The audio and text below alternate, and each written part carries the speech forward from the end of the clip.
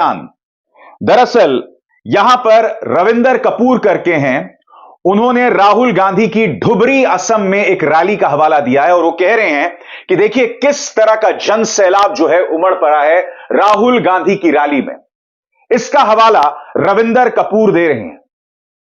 अब यह एक चुनावी सभा है ढुबरी असम में, यहां पर आप देख सकते हैं बड़े पैमाने पर लोग जुटे हैं, मगर हेमंत बिस्व शर्मा इतने कमाल के मुख्यमंत्री हैं कि इसमें भी उन्होंने हिंदू मुस्लिम ढूंढ लिया। इस भीड़ में भी उन्होंने मुसलमान चेहरे जो हैं वो पहचान लिए। क्या कह रहे हैं? मैं इस ट्वीट का इंतजार कर रहा था बंधु, इस भीड़ में आप हिंदू समुदाय से 2% भी नहीं देखेंगे। यह एक ऐसा इलाका है जिसकी नुमाइंदगी मौलाना बदरुद्दीन अजमल करते हैं। यहां पर 85% वोटर्स मुसलमानों से हैं। आप वहां पर ताकतवर हैं, मैं मानता हूं, और यही न्याय यात्रा है। मैं फिर आपसे सवाल पूछना चाहता हूं मिस्टर हेमंत बिस्व शर्मा, आप एक राज्य के मुख्यमंत्री हैं। जब आपने पद और गोपनीयता की शपथ ली थी तो संविधान के हिसाब से ली थी, और उसी संविधान की आप लगातार धज्जियां उड़ाते हैं। ढुबरी असम, मौलाना बदरुद्दीन अजमल का यह इलाका यकीनन मुस्लिम बाहुल इलाका है, मगर मैं आपसे सवाल पूछना चाहता हूं, क्या मुसलमान इस देश की आबादी का हिस्सा नहीं है? याद कीजिए दोस्तों, जब राहुल गांधी वायनाड से चुनाव लड़ रहे थे तब भी गृह मंत्री अमित शाह ने गलत बयानी की थी। उन्होंने क्या कहा था, याद है आपको? कि राहुल गांधी वायनाड इसलिए गए हैं क्योंकि वो मुस्लिम बाहुल इलाका है, जो कि सरासर गलत बयान था। मुद्दा सिर्फ हेमंत बिस्व शर्मा का नहीं है, भाजपा का एक लंबा इतिहास है। अगर तर्कों का जवाब नहीं हो सके तो हिंदू मुसलमान कर दो, और यह हर जगह दिखाई देता है। सबसे बड़ी बात, जब हेमंत बिस्व शर्मा और वो असम पर आक्रमण कर रहे हैं। आखिरी बात आपसे कहना चाहता हूं, बीजेपी अकेले नहीं लड़ती है। बीजेपी का सबसे बड़ा पार्टनर अजमल जी है।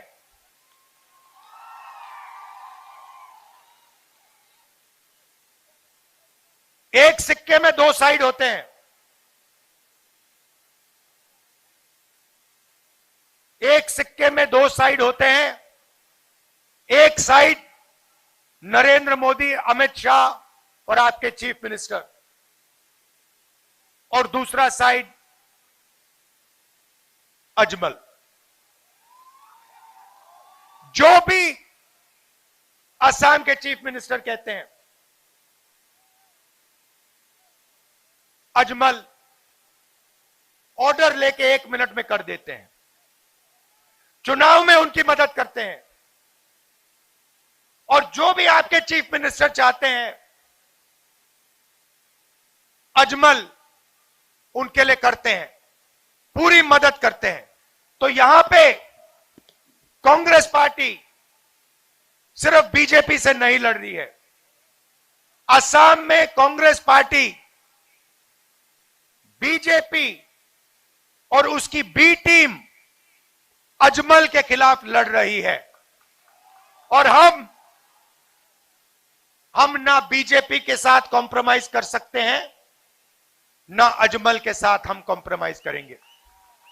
यह बात आप अच्छी तरह समझ लो।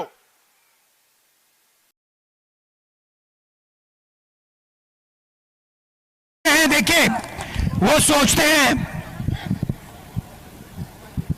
कि पैसे से पूरी असम की जनता को खरीदा जा सकता है। क्योंकि उनको पैसे से खरीदा जा सकता है, इसलिए वो सोचते हैं कि पूरी असम की जनता को पैसे का खरीदा जा सकता है। असम की जनता पैसे से नहीं खरीदी जा सकती, कोई कीमत ही नहीं है।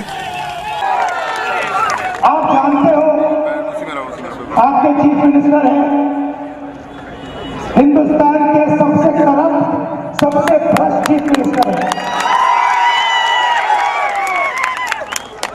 ये बीजेपी के बाकी चीफ मिनिस्टर को करप्शन करना सिखा सकते हैं। राहुल गांधी की यात्रा असम में 8 दिनों तक है। जाहिर है असम की राजनीति अभी और गरमाएगी। हिमंता बिस्वा शर्मा कम से कम कांग्रेस को चुनौती तो दे रहे हैं कि वह राजनीति के मैदान में उनका मुकाबला करे। राजनीति केवल प्रेस कॉन्फ्रेंस में नहीं होती, वो होती है सड़क पर और बैलेट बॉक्स के जरिए। क्या असम में कांग्रेस इतना एकजुट हो पाएगी कि हिमंता को चुनौती दे सके? लोकसभा चुनाव में साफ हो जाएगा। असम में लोकसभा की 10 सीटें हैं। क्या राहुल की कांग्रेस में वो जज्बा बचा हुआ है कि चुनाव में बीजेपी और हिमंता बिस्वा शर्मा को मात दे सके? कई जगहों पर राहुल की यात्राएं रोकी गई हैं। उनके रास्ते में भगवा झंडा लेकर प्रदर्शनकारी आ गए। जयराम रमेश की कार पर हमला हुआ। राहुल गांधी की बस पर भी हमला करने का दावा किया गया। यात्रा को झंडे दिखाए गए। हिमंता बिस्वा शर्मा ने जयराम की कार रोकने वालों के खिलाफ जांच के आदेश दिए हैं। एक जगह पर राहुल गांधी बस से ही उतर गए और भीड़ में चले गए। मुख्यमंत्री ने कहा कि जय श्री राम के नारे से उन्हें इतनी चिढ़ नहीं होनी चाहिए। रामलला की तो जी हाँ दोस्तों, आपका स्वागत करते हैं आपके अपने चैनल में। इस चैनल में आपको गोदी मीडिया के खिलाफ जो भारत में प्रोपेगेंडा गोदी मीडिया फैलाती है वो उसके बारे में आपको इस चैनल में बताया जाएगा। तो बहुत से सारे लोग मिलकर इस चैनल को सब्सक्राइब कर लो। दोस्तों, आप जानते हैं गोदी मीडिया किस तरह अपना एजेंडा सेट करती है। हर तरफ न्यूज़ चैनलों में ही पहले भारत के न्यूज़ चैनलों में इकनॉमी और विकास की बात होती है, पर अब वो देखने को आपको पता है वो अब नहीं मिल रहा। अब भारत के चैनलों में बात होती है राम मंदिर की और धर्म की। उसने उसको कहा, उसने मेरे धर्म को ऐसा कहा, उसने मेरे धर्म को ऐसे कहा। इस बारे में चर्चा आज टीवी चैनलों पे हो रही है। पर क्या ये सही है? क्या ये सरकार हमें शिक्षा और रोज़गार के मुकदमों से बहका रही है? मुझे तो दोस्तों ऐसे लग रहा है कि ये हमारे शिक्षा और रोज़गार जैसे मुकदमों से ही बहला रही है। गोदी एंकर दिन रात हिंदू मुसलमान करते हैं, ये आपको सभी को पता है, पर उनको मिलता क्या है दोस्तों? आपको ऐसी न्यूज़ सुनने से कुछ नहीं मिलता, पर उनको मिलता है दोस्तों फंडिंग। पीछे से इतनी ज़्यादा फंडिंग होती है, आपको पता नहीं, करोड़ों रुपया गोदी मीडिया को दिया जाता है ताकि वो एक प्रोपेगेंडा सेट करे भारत में रहने वाले उन अंधभक्तों के लिए जो सोचते हैं कि उनका धर्म खतरे में है। पर ऐसा कुछ नहीं है दोस्तों, किसी का धर्म कभी खतरे में नहीं आता। खतरे में होता है सत्ता की कुर्सी। जैसे कि आपको दोस्तों पता है 2014 से पहले महंगाई के बारे में पेट्रोल भी 60 रुपये का मिलता था और एक स्प्लेंडर बाइक भी 60,000 रुपये मिलती। पर आज की डेट में दोस्तों उल्टा है, स्प्लेंडर 1,00,000 रुपये की हो गई और तेल का भाव तो दोस्तों आपको पता ही है। और इसका कारण ये नहीं है कि कोरोना के समय कुछ नहीं होता दोस्तों। देश के अरबपतियों ने, मंदिरों ने इतना फंड दिया था भारतीय सरकार को, पर वो फंड भी अब सरकार दिखा नहीं रही। मतलब वो फंड भी सरकार वो चाट गई है। कोरोना कहाँ होता है दोस्तों? लोगों को लगता है कोरोना है, पर जब कोरोना था तो प्रधानमंत्री नरेंद्र मोदी बंगाल की यात्रा कर रहे थे, ज़ोर शोर से चुनावों का प्रसार कर रहे थे। तो कोरोना कहाँ है दोस्तों? कोरोना कुछ नहीं है दोस्तों। हम लोगों को मूर्ख बनाए रखने के लिए ये सरकार किस तरह से मीडिया का सहारा लेती है, बाबाओं का सहारा लेती है। वो बाबा दोस्तों, वो बाबा जो एक शो के 10-10 लाख रुपए लेते हैं, फॉर्चूनर में आते, फॉर्चूनर में जाते, हमें क्या मिलता? हमें कुछ नहीं मिलता दोस्तों। राहुल गांधी के खिलाफ भी उन्होंने पहले कुछ कहा था कि राहुल गांधी पप्पू है, पर ऐसा नहीं है दोस्तों। राहुल गांधी पप्पू नहीं है। वो बंदा बहुत हाई लेवल की सोच का है और वो कहाँ से पढ़ा हुआ आपको ये बारे में पता होगा दोस्तों।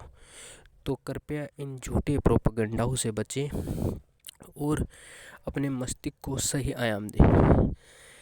मंदिर बन रहा है दोस्तों, अच्छी बात है, पर मंदिर के साथ क्या रोज़गार की बात होगी? ये सोचने वाली बात है। सरकार के आने के बाद जातियों में इतना जहर घुल गया दोस्तों, धर्म के बारे में इतना जहर घुल गया दोस्तों, लोग एक दूसरे का मुंह नहीं देखना चाहते दोस्तों। पर गोदी मीडिया इसके बारे में कुछ नहीं सोचती दोस्तों। देश की इकोनॉमी ठप हो गई है दोस्तों। बहुत से लोग बेरोज़गार हो गए हैं। स्कूलों की फ़ीस इतनी बढ़ा दी गई है कि कोई हद नहीं है, पर सरकार का कोई लगाम नहीं है। और इसके बारे में दोस्तों आपकी क्या राय है कमेंट में ज़रूर लिखना। और बहुत सारे दर्शक इस चैनल पे आए और इस चैनल को सब्सक्राइब कर ले।